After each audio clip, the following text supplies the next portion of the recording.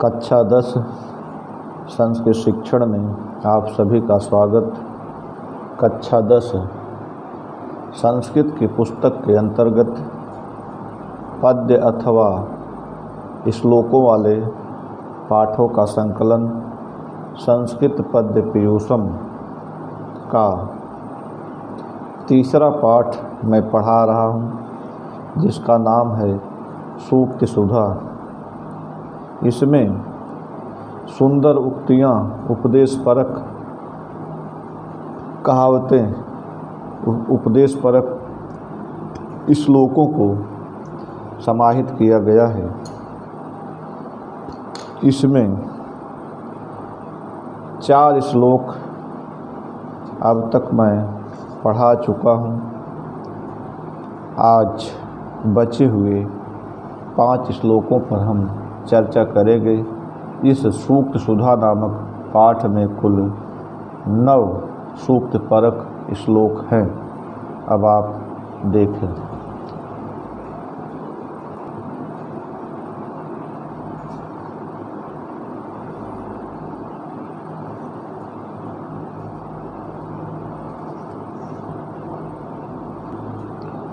आप देखें श्लोक नंबर 5। अप्राप्त कालम वचनम बृहस्पतिरपि ब्रुवन् प्राप्नुयाद बुद्ध्यवज्ञानम अपमानं च शाश्वतम्। कहते हैं कि अप्राप्त कालम वचनम बृहस्पतिरपि ब्रुवन्, बृहस्पति अपि अप्राप्त कालम वचनम ब्रुवन्। देवगुरु बृहस्पति भी बिना अवसर के वचनम ब्रुवन्, बात कहते हुए, बोलते हुए, बुद्धि अवज्ञानम अपमानं च शाश्वतम प्राप्नुयात्, बुद्धि की अवज्ञा और अपमान को निरंतर प्राप्नुयात्, प्राप्त करते हैं। कहने का तात्पर्य है कि जो व्यक्ति बिना अवसर के बोलता है, कोई बात कहता है, वह समाज में निंदा का, अपमान का पात्र होता है। यहाँ गुरु बृहस्पति के माध्यम से कही गई है। देवगुरु सबसे बड़े विद्वान माने जाते हैं। यदि कहते हैं कि देवगुरु बृहस्पति भी यदि बिना अवसर के बात करते हैं तो उनको अपनी बुद्धि की अवहेलना और निरंतर अपमान का पात्र होना होता है। इसलिए व्यक्ति को बिना अवसर के नहीं बोलना चाहिए। फिर से श्लोक का अर्थ देखें। अप्राप्त कालम वचनम बृहस्पतिरपि ब्रुवन् प्राप्नुयाद बुद्ध्यवज्ञानम अपमानं च शाश्वतम्। कहते हैं बृहस्पति, देवगुरु बृहस्पति भी अप्राप्त कालम वचनम ब्रुवन्, बिना अवसर के बात कहते हुए, बिना अनुकूल समय के बात कहते हुए, बोलते हुए, शाश्वतम निरंतर, बुद्धि अवज्ञानम अपमानं च प्राप्नुयात्, अपनी बुद्धि की अवहेलना, अवमानना और निरंतर अपमान को प्राप्त होते हैं। इसलिए व्यक्ति को अवसर के अनुकूल ही बात करनी चाहिए।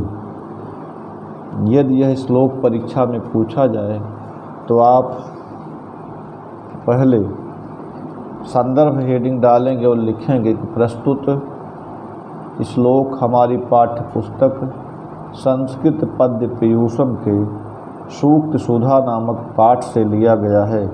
उसके बाद आप हिंदी व्याख्या हेडिंग डालेंगे और लिखेंगे, व्याख्या लिखेंगे क्या प्राप्त कालम वचनम बृहस्पतिरपि ब्रुवन्। कहते हैं कि बृहस्पति, देवगुरु बृहस्पति भी अप्राप्त कालम, बिना अवसर के, बिना अनुकूल समय के, बिना अनुकूल परिस्थिति के, बिना अवसर के वचनम ब्रुवन्, बात कहते हुए, बुद्धि अवज्ञानम अपमानं च शाश्वतम प्राप्नुयात्, कहते हुए अपनी बुद्धि की अवहेलना, अवज्ञा और अपमान को शाश्वतम निरंतर प्राप्त करते हैं। अब आप अगला श्लोक देखें। छठा देखिए, वाच्यम श्रद्धा समेतस्य पृच्छतश्च विशेषतः प्रोक्तम श्रद्धा विहीनस्य आरण्य रुदितोपमम्। कह रहे हैं कि वाच्यम श्रद्धा समेतस्य पृच्छतश्च विशेषतः, कह रहे हैं कि श्रद्धा समेतस्य, जो व्यक्ति श्रद्धा से युक्त होकर विशेषतः विशेष रूप से पूछता है, वाच्यम उससे बात कहनी चाहिए, उसे बात बतानी चाहिए। कहते हैं यदि कोई व्यक्ति श्रद्धा से युक्त होकर विशेष रूप से पूछता है तो वाच्यम उससे बात कहनी चाहिए, उसे बताना चाहिए। श्रद्धा विहीनस्य प्रोक्तम आरण्य रुदितोपमम्। कह रहे हैं श्रद्धा विहीनस्य, लेकिन श्रद्धा विहीन श्रद्धा विहीन व्यक्ति से, जिसकी बात सुनने में दिलचस्पी नहीं है, उससे प्रोक्तम, उससे कहना, उसके सामने बात करना, आरण्य रुदितोपमम्, जंगल में रोने के समान है। फिर से आप देखें, कह रहे हैं कि वाच्यम श्रद्धा समेतस्य पृच्छतश्च विशेषतः प्रोक्तम श्रद्धा विहीनस्य अरण्य रुदितोपमम्। कह रहे हैं कि श्रद्धा समेतस्य, जो व्यक्ति श्रद्धा से युक्त हो और विशेषतः पृच्छता और विशेष रूप से पूछता है, वाच्यम उससे अपनी बात कहनी चाहिए। श्रद्धा विहीनस्य अप्रोक्तम, श्रद्धा विहीन व्यक्ति से प्रोक्तम बात कहना, आरण्य रुदितोपमम्, जंगल में रोने के समान है। आरण्य श्रद्धा विहीनस्य प्रोक्तम, श्रद्धा विहीन व्यक्ति से बात कहना, उससे बोलना, आरण्य रुदितोपमम्, जंगल में रोने के समान है। यह श्लोक यदि परीक्षा में पूछा जाए तो आप लिखेंगे, प्रस्तुत श्लोक हमारी पाठ्यपुस्तक संस्कृत पद्य पीयूषम के सूक्त सुधा नामक पाठ से लिया गया है। उसके बाद व्याख्या हेडिंग डालेंगे और लिखेंगे, वाच्यम श्रद्धा समेतस्य पृच्छतश्च विशेषतः। करें श्रद्धा समेतस्य, जो व्यक्ति श्रद्धा से युक्त होकर विशेषतः पृच्छतः विशेष रूप से पूछता है, वाच्यम उससे अपनी बात बतानी चाहिए, उसे बताना चाहिए। श्रद्धा विहीनस्य, श्रद्धा विहीन व्यक्ति से प्रोक्तम कहना, बात करना, आरण्य रुदितोपमम्, जंगल में रोने के समान है। अब आप अगला श्लोक देखें, श्लोक नंबर 7। कह रहे हैं कि वसुमति पतिना नु सरस्वती बलवता रिपुणा न च नीयते, सम विभाग हरैर न विभज्यते, विबुध बोध विबुधैरपि सेव्यते। वसुमति पतिना नु सरस्वती बलवता रिपुणा न च नीयते, सम विभाग हरैर न विभज्यते, विबुध बोध बुधैरपि सेव्यते। कह रहे हैं कि वसुमति पतिना, कहते हैं नु सरस्वती, सरस्वती यानी विद्या ज्ञान, वसुमति पतिना राजा के द्वारा, बलवता रिपुणा च और बलवान शत्रु के द्वारा न नियते, नहीं छीनी जा सकती, नहीं ली जा सकती, नहीं ले जाई जा सकती। सम विभाग हरैः न विभज्यते, करें समान बंटवारा वाले, समान हिस्सा बांटने वाले भाई बंधुओं के द्वारा भी नहीं बांटी जाती। कहते हैं विबुध बोध बुधई, देवताओं के ज्ञान को बुधई जानने वाले विद्वानों द्वारा सेव्यते, सेवन की जाती है। कहते हैं कि जो सरस्वती वसुमति पतिना राजा के द्वारा, बलवता रिपुणा च न नियते, बलवान शत्रु के द्वारा नहीं छीनी जा सकती, नहीं ले जाई जा सकती। कहते हैं जो सरस्वती विद्या वसुमतपतिना राजा के द्वारा और बलवता रिपुड़ा न नियते बलवान शत्रु के द्वारा नहीं ले जाई जा सकती, नहीं छीनी जा सकती। सम विभाग हरैर न विभज्यते, समान बंटवारा वाले भाई बंधुओं के द्वारा नहीं बांटी जा सकती। वह विबुध बोध बुधई, देवताओं के ज्ञान को जानने वाले विद्वानों के द्वारा सेव्यते, सेवन की जाती हैं। इसको आप संदर्भ सहित इसकी व्याख्या लिखेंगे तो पहले संदर्भ हेडिंग डालेंगे, उसके बाद लिखेंगे संदर्भ प्रस्तुत श्लोक हमारी पाठ्य पुस्तक संस्कृत पद्य पीयूषम के सूक्त सुधा नामक पाठ से अवतरित है। उसके बाद व्याख्या हेडिंग डालेंगे और लिखेंगे वसुमतपतिनानु सरस्वती, जो सरस्वती वसुमतपतिना राजा के द्वारा बलवता रिपुड़ा च और बलवान शत्रु के द्वारा न नियते, नहीं ले जाई जा सकती, नहीं छीनी जा सकती। सम विभाग हरैर न विभज्यते, जो समान बंटवारे वाले भाई बंधुओं के द्वारा नहीं बांटी जा सकती। वह विबुध बोध विधेयी, देवताओं के ज्ञान को जानने वाले बुधई विद्वानों के द्वारा सेव्यते, सेवन की जाती है। अब आप अगला श्लोक देखें, श्लोक नंबर 8 आप देखें। लक्ष्मीर्न या याचक दुख हारिणी, विद्या न याप्यच्युत भक्ति कारिणी, पुत्रो न यह पंडित मंडलाग्रणी, सा नयु सह नयु। कहते हैं या लक्ष्मी याचक दुख हारिणी न, जो लक्ष्मी याचकों के दुख को दूर नहीं करती, सा लक्ष्मी नहीं, वह लक्ष्मी नहीं है। जो लक्ष्मी, जो धन किसी के पास है, धनवान व्यक्ति के पास, यदि वह धन याचक के दुख के, मांगने वाले के दुख को दूर न कर सके तो वह धन किस काम का, वह लक्ष्मी किस काम। कहते हैं कि या लक्ष्मी याचक दुख हारिणी न, जो लक्ष्मी मांगने वाले याचकों के दुख को दूर नहीं कर सकती, सा लक्ष्मी नयु, वह लक्ष्मी नहीं है। फिर कहते हैं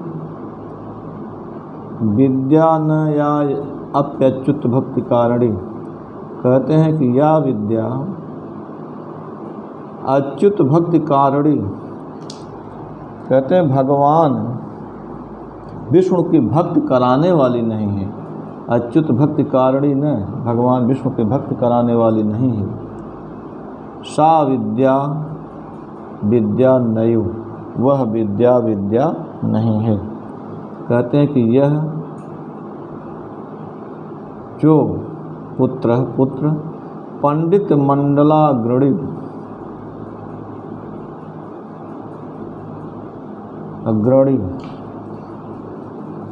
पंडितों की सभा में अग्रगण्य न हो, आगे न गिना जाता हो। सह पुत्र नहीं, वह पुत्र नहीं। फिर से देखें, करण लक्ष्मी न या याचक दुख हारिणी, विद्या न या अप्यच्युत भक्ति कारिणी, पुत्रो न यह पंडित मंडलाग्रणी, सा नयु स नयु। कहते हैं कि या लक्ष्मी याचक दुख हारिणी न, जो लक्ष्मी याचकों के दुख को दूर नहीं करती, सा लक्ष्मी नयु, वह लक्ष्मी नहीं है। वह धन किस काम का, जो दीन दुखियों के काम में है। कहते हैं फिर या विद्या अच्युत भक्ति कारिणी न, जो विद्या भगवान विष्णु की भक्त कराने वाली नहीं है, सा विद्या नयु, वह विद्या नहीं है। यह पुत्र जो पुत्र पंडित मंडलाग्रणी न, विद्वानों की सभा में अग्रगण्य न हो, सह पुत्र पुत्र नयो, वह पुत्र पुत्र नहीं। कहते हैं जो पुत्र विद्वानों की सभा में अग्रगण्य न हो, पुत्र पुत्र नहीं। इस श्लोक को आप संदर्भ सहित व्याख्या कैसे लिखेंगे? पहले हेडिंग डालेंगे संदर्भ, उसके बाद लिखेंगे कि प्रस्तुत श्लोक हमारी पाठ्य पुस्तक संस्कृत पद्य पीयूषम के सूक्त सुधा नामक पाठ से लिया गया है। उसके बाद फिर व्याख्या डालेंगे हेडिंग, उसके बाद लिखेंगे कि लक्ष्मी न या याचक दुख हारिणी। कहते हैं कि या लक्ष्मी याचक दुख हारिणी ने, जो या लक्ष्मी दीन दुखियों की मांगने वालों के दुख को दूर न कर सके, सा लक्ष्मी लक्ष्मी नहीं, वह लक्ष्मी लक्ष्मी नहीं। या विद्या अच्युत भक्ति कारिणी न, जो विद्या भगवान विष्णु की भक्ति कराने वाली नहीं है, सा विद्या विद्या नहीं, वह विद्या विद्या नहीं। यह पुत्र पंडित मंडलाग्रणी न, जो पुत्र विद्वानों की सभा में अग्रगण्य न हो, सह पुत्र पुत्र नहीं, वह पुत्र पुत्र नहीं है।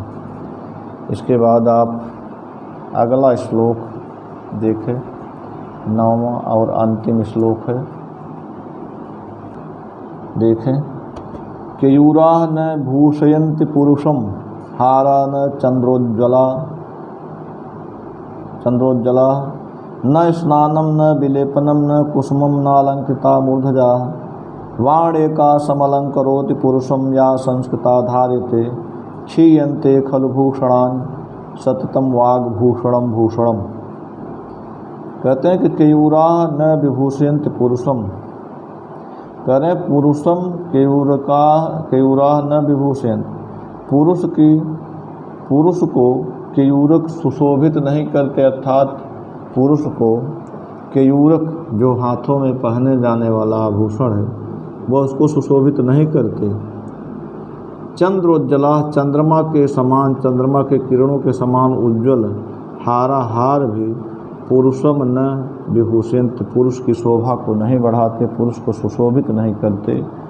न स्नानम न विलेपनम न कुसुमम नालंकृता मूर्धजा, कह रहे हैं कि स्नान, लेप, कुसुम और सजे सवरे बार भी पुरुषम न विभूषयन्ति, पुरुष की शोभा को नहीं बढ़ाते, पुरुष को नहीं सुशोभित करते।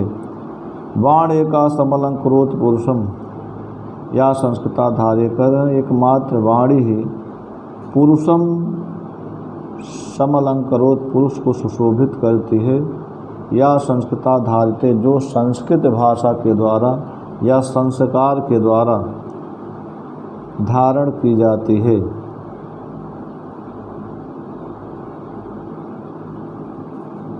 कहते हैं क्षीयन्ते खलभूषणान् सततम वाग्भूषणम भूषणम, कह रहे हैं कि खल वस्तुतः भूषणान, सभी आभूषण क्षीयन्ते क्षीण हो जाते हैं, लेकिन वाग्भूषणम सततम भूषणम, लेकिन वाणी रूपी आभूषण हमेशा बना रहने वाला आभूषण है। फिर से श्लोक को देखें।